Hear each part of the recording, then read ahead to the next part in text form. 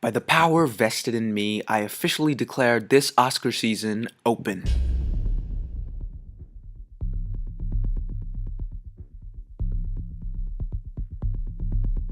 Where are your sisters? I can't find them. Anna? Joy? Wait, I checked the entire house. They're not here.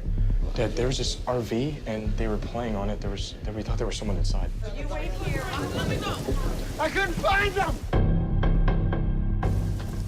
Prisoners. Prisoners stars Hugh Jackman, Jake Gyllenhaal, Terrence Howard, Viola Davis, Melissa Leo, Maria Bello, and Paul Dano. It's directed by Denis Villeneuve, and it tells a story of how the two children, that's Hugh Jackman's child and Terrence Howard's child, how they are abducted one day around Thanksgiving, and the investigation that follows, and I guess that's pretty much all I can say.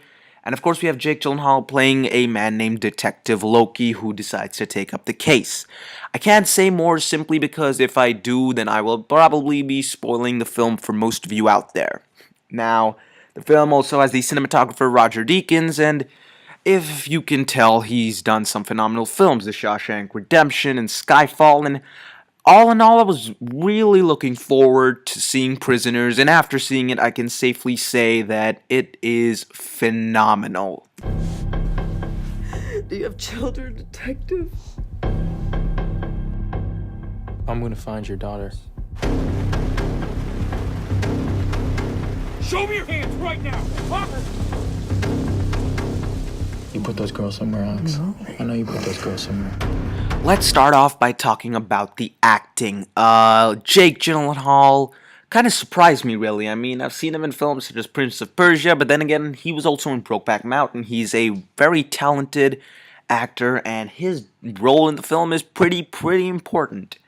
And what he does with the character is very interesting. This cop who's kind of just doing his business at first, but how it means so much to him simply because he's one who's said to have solved every case, and how it's difficult for him to solve every case, and how he gets to learn more and more about the incident, and through the investigation, you really follow him and understand his journey. But I think that Hugh Jackman really steals the show, well, at most points. Not always, because the acting is up to a certain standard, but I gotta say that Hugh Jackman does a phenomenal job. Like, after Les Mis, I knew that he could act really well, and he was great in The Wolverine, sure, but this phenomenal performance, it's beyond imagination. His character and Terrence Howard's character, they're kind of going through similar things in the sense that their daughter's being taken away from them, but nonetheless, they don't focus on Terrence Howard that much, which is kind of disappointing, but nonetheless, as I was saying, Hugh Jackman is kind of more pivotal to the overall story, so I sort of understood that, and his performance in the film is just great. One of the best performances of the year, as is Jake Gyllenhaal's. The cast, including the kids, I thought were all great. Viola Davis is great. Paul Dano pulls off another surprising performance. He was in Looper, and I'm glad to see him again because he really can act. He stays in custody until my daughter's found, right? We have a 48-hour hold on. It ends tomorrow unless we bring charges. We'll charge him with something. That boy has never been in trouble, not a day in his life. Well, this thing's clean. I'd start looking in the woods by the rest stop. The police said they're letting him go today.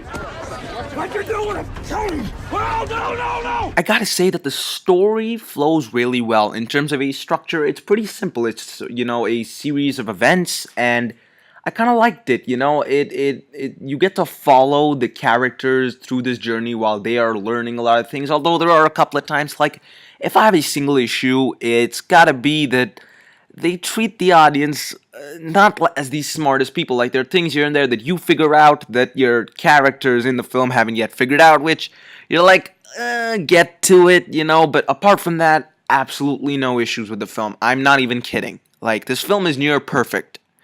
The writing is great, the dialogue and all is phenomenal, really emotional moments here and there, and you really understand your characters, their motivations, which to me is something that is very important in a movie, to understand character motivations for what they do, because this film goes to strange degrees, pretty grotesque things at times, and to understand why those things are happening or why certain characters are doing certain things, and when it's brought across and it makes sense to you, I think that the film really does a good job in that sense. The film is also very well directed, and in terms of pacing, it's kind of, you know, it's smooth.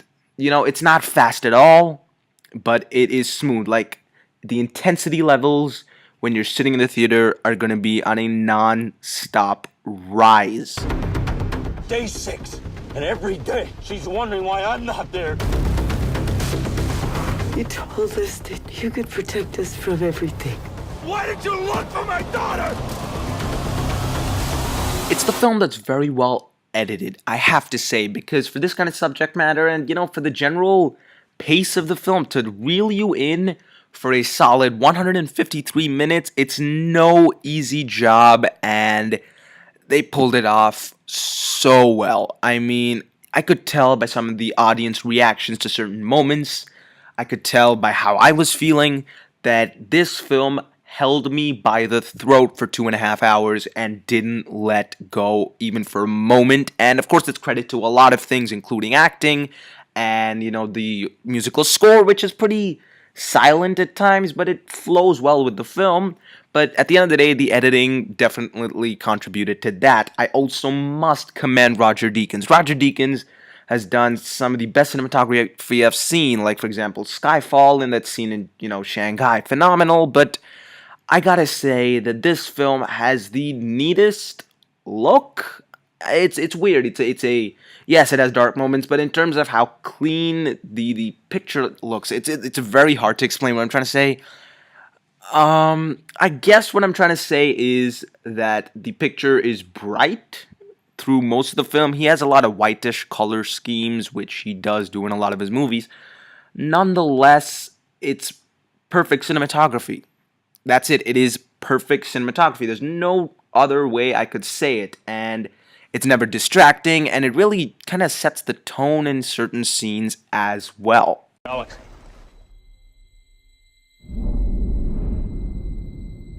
What in the world did you do?